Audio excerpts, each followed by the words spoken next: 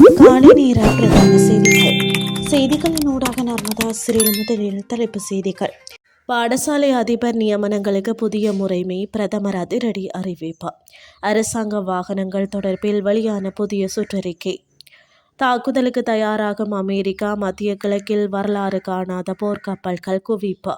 இனி விரிவான செய்திகள். இலங்கையில் நிலவும் பாடசாலை அதிபர்களுக்கான வெற்றிடங்களை நிரப்பவும், அதிபர் சேவையை வலுப்படுத்தவும் முறையான ஒரு நியாயமான முறைமை அறிமுகப்படுத்தப்படும் என பிரதமர் கலாநிதி கரணி அமரசூரிய தெரிவித்துள்ளார். கல்வி அமைச்சில் அதிபர்கள் சேவை சங்கத்தின் உறுப்பினர்களுடன் நேற்று நடைபெற்ற விசேட கலந்துரையாடலின் போதே பிரதமர் இதனை தெரிவித்தார். தற்போது பாடசாலைகளில் நிலவும் அதிபர் வெற்றிடங்களை அடிப்படையாக கொண்டு முறையான ஒரு பொறிமுறையின் ஊடாக அதிபர்களை நியமிக்க நடவடிக்கை எடுக்கப்படும். புதிய கல்வி சீர்திருத்தங்களை முறையாக நடைமுறைப்படுத்துவதற்கு கல்வித்துறை சார் நிபுணர்களுக்கு திருப்திகரமான மற்றும் ஆதரவான பணி சூழலை உருவாக்குவது அவசியம் என பிரதமர் வலியுறுத்தினார். அதிபர்களின் பதவி உயர்வுகள் மற்றும் நீண்ட காலமாக நிலவும் சம்பள முரண்பாடுகளை தீர்ப்பது குறித்து பொது சேவை ஆணைக்குழு மற்றும் முகாமைத்துவ சேவை திணைக்களத்துடன் பேச்சுவார்த்தை நடத்தவுள்ளதாக அமைச்சு அதிகாரிகள் தெரிவித்தனர்.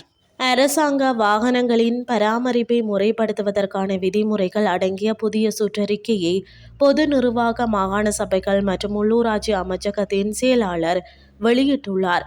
குறித்த சுற்றறிக்கை அடுத்த மாதம் 1ஆம் தேதி முதல் நடைமுறைக்கு வரவுள்ளது. சுற்றறிக்கையின்படி ஒவ்வொரு 25,000 கிலோமீட்டர் பயணத்திற்கு பிறகும் அல்லது இயந்திர பழுதுபார்ப்புக்கு பிறகும் ஆண்டுதோறும் எரிபொருள் செயல்திறனை சோதிக்க வேண்டும். சோதனைக்கு பிறகு ஒரு மாதத்திற்கு எரிபொருள் நுகர்வில் குறிப்பிடத்தக்க மாற்றம் கண்டறியப்பட்டால் அது இயந்திர குறைபாடா அல்லது ஊழல் செயலா என்பதை தீர்மானிக்க வாகனங்களுக்கு பொறுப்பான அதிகாரியிடம் அந்த விடயத்தை சமர்ப்பிக்க வேண்டும் என்று சுற்றறிக்கையில் தெரிவிக்கப்பட்டுள்ளது.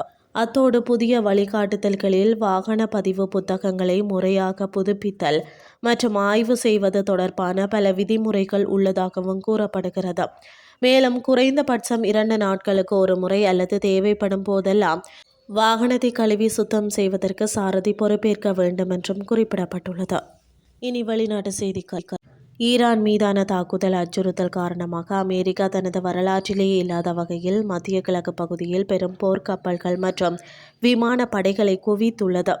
ஜெனீவாவில் நடைபெற்று வரும் அணுசக்தி குறித்த 3ஆம் கட்ட பேச்சுவார்த்தைகள் உடன்பாடு எட்டப்படாமல் முற்று பெற்றுள்ளன. இது போருக்கான சூழலை அதிகரித்துள்ளது. ஈரான் தனது அணுசக்தி நிலையங்களை அழிக்க வேண்டும் மற்றும் செறிவூட்டப்பட்ட யுரேனியத்தை ஒப்படைக்க வேண்டும் என்ற அமெரிக்காவின் கடுமையான நிபந்தனைகளை ஈரான் ஏற்க மறுத்து வருகிறது. இந்த நிலையில் அமெரிக்கா தாக்குதல் நடத்தினால் மத்திய கிழக்கில் உள்ள அமெரிக்க தளங்கள் மற்றும் நட்பு நாடுகள் மீது கடுமையான பதிலடி கொடுக்கப்படும் என ஈரான் எச்சரித்துள்ளது. இவ்வாறு போர் மேகம் சூழ்ந்துள்ளதால் இஸ்ரேலில் உள்ள தனது தூதரக பணியாளர்களின் குடும்பத்தினரை வெளியேற்றுமாறு அமெரிக்கா உத்தரவிட்டுள்ளதுடன் குடிமக்களையும் எச்சரித்துள்ளது. இத்துடன் செய்திகள் யாவும் நிறைவடைகின்றது. அடுத்த இரவு 8:30 எதிர்பாருங்கள். நன்றி.